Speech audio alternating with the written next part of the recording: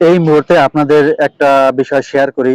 এই যে গাড়ির চাকাটা দেখতেছেন, এই গাড়ির চাকা দিয়ে কিন্তু এই যে কালি বের হচ্ছে, দেখেন এই যে কালি বের হচ্ছে। আমি যদি একটু হাত দিই, দেখেন এখানে কিন্তু এই যে কালি লেগে আছে। এখন এই যে কালি, এই কালিটা কেন হয়, এটাও কিন্তু খুবই গুরুত্বপূর্ণ একটি বিষয়। এই জিনিসগুলো যদি আপনি না জানেন, তাহলে আপনি 100% আপনি যে কোনো বিপদের মধ্যে পড়ে যাবেন। সাধারণত কিন্তু এই কালিটা কিন্তু হওয়ার কথা না। এই কালিটা কোথা থেকে আসতেছে, কেন আসলো, কি কারণে, এই বিষয়গুলো হচ্ছে আজকের এই ভিডিওতে তুলে ধরবো। একদম সম্পূর্ণ ভিডিও দেখলে আপনারা মোটামুটি একটা ধারণা আপনাদের চলে আসবে। তা আমি কিন্তু মোটামুটি সবাইকে বলি যে আপনারা যারা ড্রাইভিং করবেন বা শিখবেন, আপনাদের কিন্তু গাড়ির কাজের যে বিষয়গুলো, সেই বিষয়গুলো কিন্তু আপনাদের জানতে হবে। যদি আপনি সেই বিষয়গুলো যদি না জানেন, তাহলে আপনার ড্রাইভারের মধ্যেই পড়বেন না, অ্যাক্সিডেন্ট হবে। আর একটা গাড়ির কিন্তু ডিভিডি প্লেয়ার বলেন বা এসি বলেন বা অন্যান্য কিছু আছে, এইগুলো যদি কাজ যদি আপনি নাও করেন, তাহলেও গাড়িটা চলবে, কোনো সমস্যা নাই। বিশেষ করে ব্রেকের ক্ষেত্রে এই ব্রেকিং সিস্টেমটা 100% ঠিকঠাক থাকতে হবে। যদি ব্রেকিংটা যদি ঠিকঠাক যদি না থাকে, তাহলে মানে এটা তো আপনারা সবাই বুঝেন যে ব্রেক মানে খারাপ থাকলে কি কি বিপদের মধ্যে আপনি পড়তে পারেন, বা আপনার গাড়ি তো থামবে না, তখন আপনি কি বিপদের মধ্যে পড়বেন। তো এই বিষয়টা আমি আজকে আপনাদেরকে দেখাবো।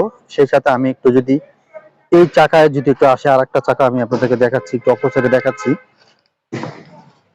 দেখেন এই সেম সেম কিন্তু এই যে কিন্তু সেম, মানে কালি কিন্তু সেম। এই দুটা চাকা দেখার একটা উদ্দেশ্য আছে। আমি একটু ধৈর্য সহকারে ভিডিওটা দেখুন, তাহলে আপনারা বুঝতে পারবেন। এবার যদি আমরা একটু পিছনের চাকায় যাই, তাহলে একটু দেখতে পারবেন। দেখেন এখানে কিন্তু নেই, এই জায়গা নেই। কেন নেই? কারণ এটা কিন্তু ব্রেক শু লাগানো আছে। মোটামুটি কিন্তু আপনার কিন্তু সামনের চাকা যে ব্রেক প্যাড লাগানো থাকে, ওই প্যাড থেকে কিন্তু কালিগুলো আসে। কেন আসে? সবাইকে একটা রিকোয়েস্ট করতেছি, কখনো আপনারা কম দামে কখনো ব্রেক প্যাড বা ব্রেকের কোনো কিছু লাগাবেন না।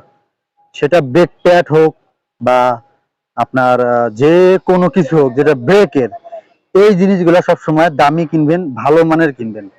কারণ আপনার গাড়িটা যদি ব্রেক ফেল হয়, তাহলে তো বুঝতে পারেন যে নির্ঘাত অ্যাক্সিডেন্ট, কোনো কিছু আর মানবে না। তো ব্রেকের ক্ষেত্রে হচ্ছে কি, যে ব্রেকের পার্টস পাতিগুলো সব থেকে ভালো কেনার চেষ্টা করবেন। এই যে গাড়িটার এই যে ব্রেক প্যাড, এটার মধ্যে কিন্তু ব্রেক প্যাড থাকে। সেই প্যাডটা ঘষায় ঘষায় হচ্ছে, এটা হচ্ছে ডিস্ক। এই ডিস্কের সাথে ব্রেক প্যাড ঘষা লাগে, ঘষা লেগে মানে চাপ খেয়ে হচ্ছে এখানে ব্রেক ধরে। তো এই যে ব্রেক প্যাডটা যে লাগানো, এই ব্রেক প্যাডটা নর্মাল একদম ব্রেক প্যাড। ব্রেক প্যাডের কিন্তু বিভিন্ন ধরনের দাম আছে। যেমন একটা ভালো, আপনি যদি এক সেট যদি ব্রেক প্যাড কিনতে চান, তাহলে মনে করেন যে 3500 টাকা 3200 টাকার মতো নিবে। সেখান থেকে শুরু করে আপনি 2500, 2700, 2000, 1600, 1200, 1000, 800, 600 টাকাও ব্রেক প্যাড পাওয়া যায়। কিন্তু যখন আপনি কম দামি ব্রেক প্যাড যখন লাগাবেন, তখনই কিন্তু এই প্রবলেমগুলো কিন্তু হয়। কম দামি ব্রেক প্যাড লাগালে আপনার যেই কালিগুলো আছে, সেই কালিগুলো কিন্তু ঘষা ঘষা কিন্তু এরকম কালি হয়ে যায়। এটা কিন্তু কম দামি ব্রেক প্যাড লাগানোর কারণে। আর যদি আপনি ভালো একটা ব্রেক প্যাড লাগান, তাহলে এরকম কালি হবে না। তো এই বিষয়টা একটু জেনে নেন। এখন দেখেন ভাই, আপনি যদি 600 টাকার ব্রেক প্যাড যদি আপনার গাড়িতে লাগান, তাহলে আপনার গাড়িটার ব্রেকিং সিস্টেম যে অনেক ভালো হবে বা আপনি যে অনেক ভালো সার্ভিস পাবেন, এটা কোনোভাবে আশা করা যায় না। তার মানে এখান থেকে আমরা কি বুঝলাম বলেন? এখান থেকে কি আপনি কি এই কম দামি কি ব্রেক প্যাড কি আপনার গাড়িতে কি লাগানো উচিত বলেন? উচিত না। ভালোটা কিন্তু ভালো সার্ভিসই দিবে।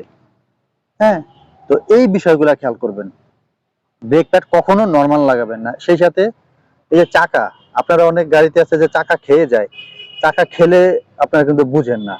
চাকা খেলে এই যে দেখেন, এখানে যে ভিটগুলো, এই ভিটগুলো সব ক্ষয় হয়ে যাবে। ক্ষয় হয়ে একরকম দাগ হয়ে যাবে, এরকম মানে এরকম প্লেন দাগ হয়ে যাবে। যেমন এটা কিন্তু এই ভিট ভিট আছে, যদি একটু বালু, এই বালুর কারণে হয়তো ভালো করে বোঝা যাচ্ছে না। তবে এই যে ভিটগুলো না, এই ভিটগুলো এখানে এরকম দাগ হয়ে যাবে, এরকম দাগ হয়ে যাবে। মনে করেন এক সাইড খেয়ে যাবে, এরকম খেয়ে যাবে। যাদের গাড়িতে এরকম খেয়ে গেছে তারা গাড়ি কাজ করে নেবেন, ঠিক আছে? তাহলে কিন্তু আপনি এক একটা চাকার দাম 8,000, 7,500, 9,000, 10,000 টাকাও আছে। তো আপনি এক একটা চাকা 3 মাস ইউজ করার পর দেখবেন চাকা শেষ। আপনারা ভালো চাকা কিনবেন, ভালো সার্ভিস দিবে, ভালো ব্রেক প্যাড কিনবেন, ভালো সার্ভিস দিবে। আমরা অনেক সময় কি করি যে আমরা এই যে চাকা না, আমরা চাকা অল্প টাকা দামের চাকা কিনি, যেরকম 5,000, 5,500, 6,000 টাকা দিয়ে কিন্তু অনেক সময় আমরা চাকা কিনি। কিন্তু বিশ্বাস করেন ভাই, সেই ঘুরিয়ে ফিরিয়ে আপনি যদি একটু বেশি দামে চাকা কেনেন ওটার বেশি সার্ভিস পাবেন। কারণ কেন, 6,000, 5,000 টাকা চাকা হয় কি যে এই জায়গাগুলো আপনার ফুলে ফুলে যায়, এই জায়গাগুলো ফুলে ফুলে যায়, কিছুদিন পরে চলার পরে এটা ফুলে যায়। চাকা যখন সুতা ছেড়ে যায়, চাকার একটা সুতা আছে, এই সুতা ছেড়ে দিলে আপনার ফুলে যাবে। ফুলে যাওয়ার কারণে হয় কি, আপনি যখন গাড়িটা একাধিক ভাবে যখন চালাবেন তখন এটা কি করে, এরকম চাকা এরকম বেরিয়ে বেরিয়ে করে, এরকম, হ্যাঁ, এরকম মনে হইতেছে যে যখন গাড়িটা চলবে তখন কিন্তু ট্যাপ খেয়ে গেলে কিন্তু এটা পাঞ্চ করে কিন্তু আবার চলে, কিন্তু এরকম স্মল ভাবে চলবে না। কিন্তু সেক্ষেত্রে আপনি যখন স্টার্টিংটা যখন কাটবেন বা এক জায়গায় যাবেন তখন এরকম এরকম করে মনে হয় সুতা ছেড়ে দেওয়ার কারণে। এই জন্য হচ্ছে কি, নর্মাল চাকা কিনবেন না, অবশ্যই একটু ভালো চাকা কেনার চেষ্টা করবেন, এটা আপনাদের জন্য ভালো হবে। আর গাড়ির এই মুহূর্তে যদি আমরা একটু ভিতরে যাই, একটু ভিতরের অংশটা আপনাদেরকে দেখাই। ধরেন